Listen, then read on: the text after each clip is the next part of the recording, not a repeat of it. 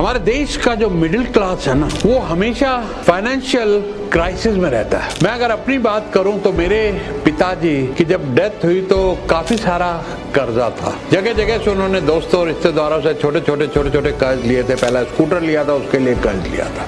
तो इसकी वजह क्या है कि मिडिल क्लास हमेशा कर्ज के बोझ का मारा, एक बेचारा कर्ज के बोझ का मारा, तरह तरह के क्रेडिट कार्ड के कर्जे, EMI के कर्जे, और उसके बाद इनकम इतनी होती नहीं, आमदनी अठन्नी, खर्चा रुपया, और किस तरीके से ये एक फाइनेंशियल मिसमैनेजमेंट में फंसते चले जाते हैं और एक बहुत बड़े स्ट्रेस का शिकार हो जाते हैं।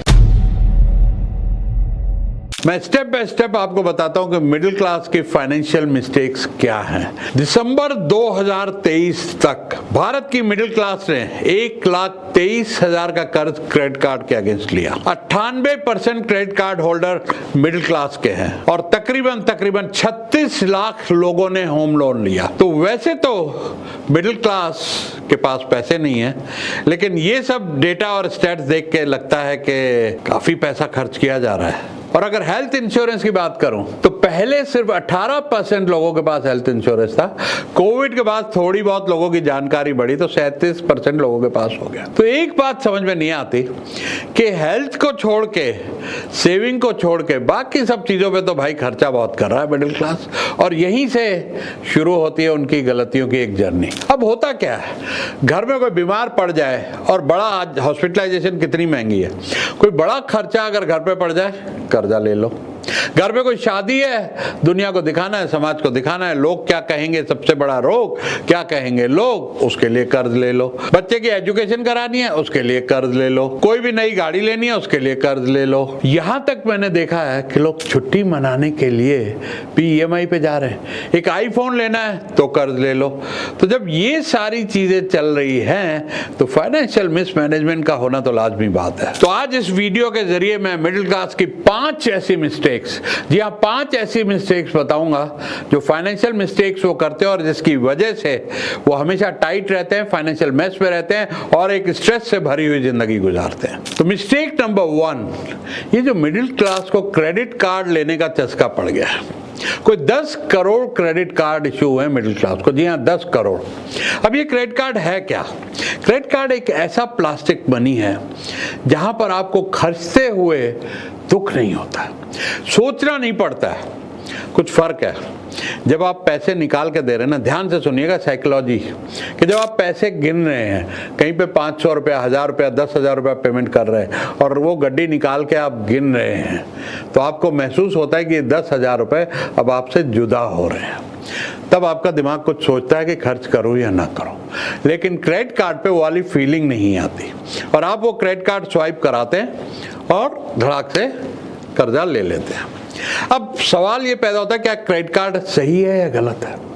क्रेडिट कार्ड सही है अगर आप उसका with in that credit period payment कर देते हैं, तब तो इससे बढ़िया कोई चीज नहीं है कि अगर आपको 35 दिन या 45 दिन का कंपनी उधार देती है, आप पे कोई चार्ज नहीं लगेगा, मर्चेंट को 2-3% लगेगा, बदले में आपको बड़ी सारी ऑफर, बड़ी सारी छुट्टियां, बड़ी सारी परचेजिंग, बहुत कुछ फ्री मिल जाता है क्योंकि आपको पॉइंट्स मिलते हैं, लॉयल्टी पॉइंट्स। लेकिन मिडिल क्लास, आपके पास आमदनी तो इतनी है नहीं और आपका मन किया जो रोज लुभावनी ऐड चली आ रही है अखबार में, टीवी पे, ये नया टेलीविजन आया, ये नया iPhone 16 आया, ये नया ब्लूटूथ स्पीकर आया, ये नई एग्जॉटिक वेकेशन है मालदीव्स की, ये एग्जॉटिक वेकेशन है बाली की, ये एग्जॉटिक वेकेशन है दुबई की।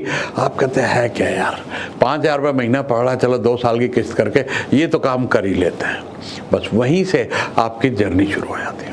अब वहां जो एक सबसे बड़ी दलदल में फंसता है वो है मिनिमम पेमेंट। वो एक ऐसा जंजाल है, एक ऐसा जंजाल है जिससे आप निकल नहीं पाएंगे, क्योंकि मिनिमम पेमेंट में आप बहुत थोड़ा अमाउंट वापस चुका रहे हैं, बाकी 90-95% आपसे ब्याज दे रहे हैं और ब्याज सुनेंगे तो आपके होश उड़ जाएंगे पता होते हुए भी। लेकिन फिलहाल आप आंखें बंद कर लेते हैं, कबूतर की तरह कि बिल्ली दूर है। आप 40% ब्याज भर रहे हैं, जी हाँ 40% सालाना ब्याज, तकरीबन 3% प्लस 3 से 3.25% महीने का। इस ब्याज के चलते आप जिंदगी भर कर्ज मुक्त नहीं हो सकते। तो ध्यान कीजिए, क्रेडिट कार्ड लीजिए, होना ज़रूरी है, लेकिन यूज़ कीजिए लिमिट में, थोड़ा सा कंट्रोल करके, और जिसको आप टाइम पे पेमेंट कर पाएँ विद इन दैट पीरियड, तभी क्रेडिट कार्ड को यूज़ करिएगा, नहीं तो भूल के भी मत करिएगा। और अगर इम्पल्सिव बायर है तो क्रेडिट कार्ड रखिए ही मत। अगर आप अपने पे कंट्रोल नहीं कर सकते तो क्रेडिट कार्ड मत रखिए। प्रॉब्लम नंबर 2, एसेट की जगह लायबिलिटी बढ़ाना। तो आप कहेंगे सुरेश जी इसका क्या मतलब है? आप घर खरीदते हैं, आप सोचते हैं कि ये तो मैंने एसेट बना लिया, या आपने एसेट तो बना लिया, लेकिन जो ईएमआई डाल ली वहाँ पे आपको ध्यान कर रहे हैं कि आपकी ईएमआई कमाई के कितने परसेंट में है। अगर इतनी ज़्यादा डाल ली कि आपको खाने के भी वांदे पड़ रहे हैं। मुझे याद है कि मैं जब नई नई जॉब शुरू की थी तो मैं एक साबुन बेचने की कंपनी में लगा था। तो जनकपुरी दिल्ली में एक इलाका है, वहाँ नई नई कॉलोनी वो बसी थी, नए नए लोगों को फ्लैट और घर अलॉट हुए थे। तो वहाँ मैं मार्केट में गया तो मार्केट में एक ही दुकान, बाकी सब बंद, और वो भी दुकान थी ग्रोसरी की और डेली अंडे ब्रेड वाली। मैंने कहा भाई ये क्या बात है, यहाँ सारी दुकानें बंद क्यों हैं? कहता है यहाँ लोगों ने इतने होम लोन ले लिए हैं कि आज अपने खाने पे भी और बाकी चीज़ों पे कटौती करके सिर्फ ब्रेड अंडे और इनमें गुजारा कर रहे हैं। तो ये हालत पहुंच जाती है जब आप इस हिसाब से लोन ले लेते हैं। आप समझते हैं कि घर आपका एसेट है, जी हाँ एसेट है, बढ़ जाता है कई बार करोड़ों रुपए, लेकिन उसके अंदर किस टाइम पे आप खरीद रहे हैं। अगर मार्केट के टॉप पे खरीद रहे हैं और अगले 5-10 साल आपकी प्रॉपर्टी एप्रिसिएशन नहीं होती तो आप फंस गए। फिर आपको सिर्फ अपने रहने के लिए एक ईएमआई भरनी पड़ेगी, और वो मैं बता दूं आपको कि अगर आप आज एक 5 करोड़ के घर में रह रहे हैं जिसका किराया आप 1 लाख रुपए भर रहे हैं, उसकी ईएमआई जी 5 लाख रुपए होगी। अब आपको घर सस्ता, ईएमआई सस्ती या किराया सस्ता, ये जरूर सोच समझ के आप करिएगा कि आप अगर उस 4 लाख रुपए को किसी एसआईपी में डालें जहां पे आपको 20% की रिटर्न मिलती है किसी मल्टी कैप फंड में या मिड कैप फंड में, तो एंड ऑफ द डे आप मकान खरीदने से ज़्यादा फायदे में रहेंगे। पिछले दिनों मैंने एक वीडियो बनाया था, शाहरुख खान ने जब अपना घर खरीदा था, 13 करोड़ का बंगला लिया था, उसकी आज वैल्यू 200 करोड़ है। अगर वो म्यूचुअल फंड में पैसा लगाया होता एचडीएफसी मल्टी कैप में तो 1000 करोड़ होता। गाड़ी का लोन, अब गाड़ी का लोन लेने का बड़ा शौक है, नई गाड़ी आई है जी चलो लोन ले लें। आपकी गाड़ी वो 10-15 साल में जीरो हो जाएगी। डेप्रिसिएशन अगर आप लगाएंगे तो गाड़ी का लेने में समझदारी ये है कि 2 साल 1 साल चली हुई लो। नई गाड़ी तो भाई कभी लेना मत, और उसके अंदर कम से कम आपको 40%, 2 साल चली हुई गाड़ी 40% टूट जाती है, 40% डिस्काउंट पे ले लो ना, कैश डाउन ले लो, ईएमआई का चक्कर नहीं। ईएमआई अगर डालोगे भी तो कम से कम बहुत कम पड़ेगी, आप पूरी कीमत नहीं दे रहे हैं। तो कोशिश करके, गाड़ी एक ऐसा एसेट है कि आप यूज्ड कार लीजिए, थोड़ी कम चली हुई साफ सुथरी ठोक बजा के लीजिए ताकि मेंटेनेंस भी कम लगे और आपके पास गाड़ी की गाड़ी भी हो। जो भी 5-10 लाख इकट्ठे देने उसको जान छुड़ा लो, उसकी तो ईएमआई भाई कम से कम मत डालना। प्रॉब्लम नंबर 3, मिडिल क्लास को भाई एजुकेशन का बड़ा शौक होता है। 1-1 करोड़ रुपया, पिछले दिनों मैं किसी से 1-to-1 कोचिंग सेशन कर रहा है जी, हमने 1 करोड़ रुपया लोन लिया अपनी बेटी को कनाडा भेजेंगे जी एमबीए करने के लिए। मैं कहा वो आके क्या करेगी, कितने की नौकरी मिलेगी? तो नौकरी उसको मिलेगी आके 40-50 हज़ार, मैक्सिमम 1 लाख रुपए की। कब वो लोन पूरा होगा और कब वो कमाई करना शुरू करेगी कि जब उसकी इनकम 10-15 लाख रुपए महीना हो। जबकि अगर वो कोई ऐसी स्किल यहाँ पर सीखती, पर्ल हो गया, निफ्ट हो गया, वहाँ से फैशन डिजाइनिंग करती, तो 2-3 साल के कोर्स के बाद सीधा सीधा एक अच्छी खासी नौकरी मिल जाती, या फिर अपना कोई बुटीक खोलती या फैशन डिजाइनिंग करती, कोई ब्रांड लेबल बनाती, एक अपना बिजनेस अच्छा खासा शुरू हो जाता उस पैसे से, उतनी इन्वेस्टमेंट, उससे कम इन्वेस्टमेंट में। आज सोचिए, जो आप एजुकेशन दे रहे हैं बच्चों को, जो एमबीए करा रहे हैं, वो काम नहीं आने वाले एआई के ज़माने में। उसके बजाय कोडिंग सिखाइए, ब्लॉकचेन सिखाइए, एआई सिखाइए। डिमांड है उनकी, 60 लाख से तो सैलरी शुरू हो रही है साल की। तो वो एजुकेशन मत कराइए जो रिलेवेंट होने वाली है। आज उस एजुकेशन का कोई महत्व नहीं है। Problem number 4, simple thinking high living. आप कहोगे सुरेश जी तो उल्टा बोल रहे हो, होना चाहिए सिंपल लिविंग हाई थिंकिंग। अब होता क्या है भैया, ब्रांडेड कपड़ों का शौक चढ़ा है जी, ब्रांडेड फोन लेना है जी, बढ़िया गाड़ी लेनी है जी, बिल्कुल एकदम ठाठा बन के चल रहा है। अरे भैया बात सुनो, आज मार्क जुकरबर्ग एक ही तरह की टी शर्ट पहनता है, Mukesh Ambani white shirt half sleeve पहन के चलता है। अच्छा, आप कहोगे आपने तो टाई और ये लगाया हुआ है, तो भैया ये भी कोई बहुत महंगा नहीं है।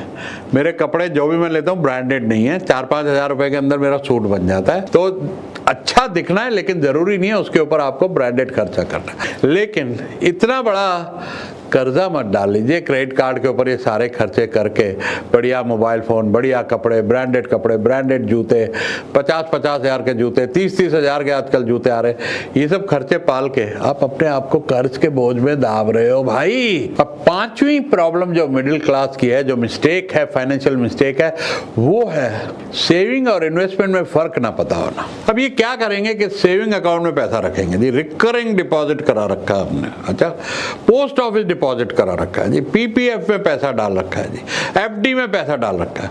ये जितने सारे इंस्ट्रूमेंट है ना, ये आपको 6-7% देते हैं, 5 से 7%।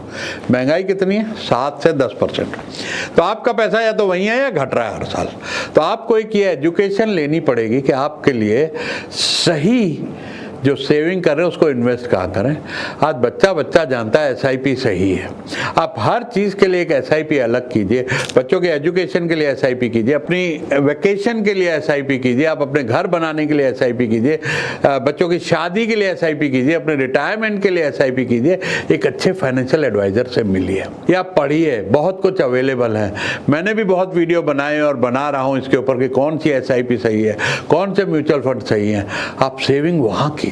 आप देखते देखते कुछ सालों की सेविंग के बाद अच्छी तरह अगर आप इन्वेस्ट करेंगे पावर ऑफ कंपाउंडिंग से, आपके पास करोड़ों रुपए होएगा। मैंने एक वीडियो बनाया था कि 20,000 की सेविंग करके आप कैसे 30 साल में 300 करोड़ का फंड खड़ा कर सकते हैं। SWP में फंड खड़ा कर लें, आपको कभी भी पेंशन की टेंशन नहीं होगी जी, आप पेंशन की टेंशन नहीं होगी।